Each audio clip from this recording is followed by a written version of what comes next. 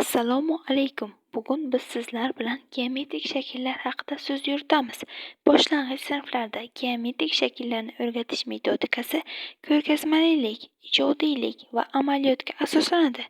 Bunda atrof muhitdagi shakllarni aniqlash, modellar, rasm chizish, didaktik o'yinlar orqali tanish shakllarni turli uyg'unlikda ko'rsatish muhimdir. Bu yondashuv o'quvchilarning shakllarni nafaqat alohida, balki boshqa shakllar bilan birgalikda tushunishiga yordam beradi.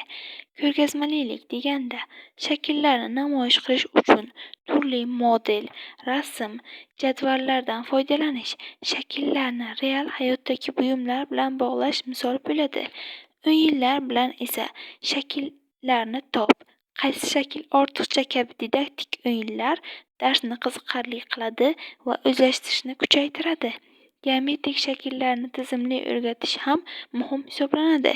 Dastlab oddiy shakllar, uchburchak, kvadrat, doira, so'ngra murakkabroq, to'rtburchak, oval, doira, romb va keyin uch o'lchovli shakllar bilan tushuntirish maqsadga muvofiq.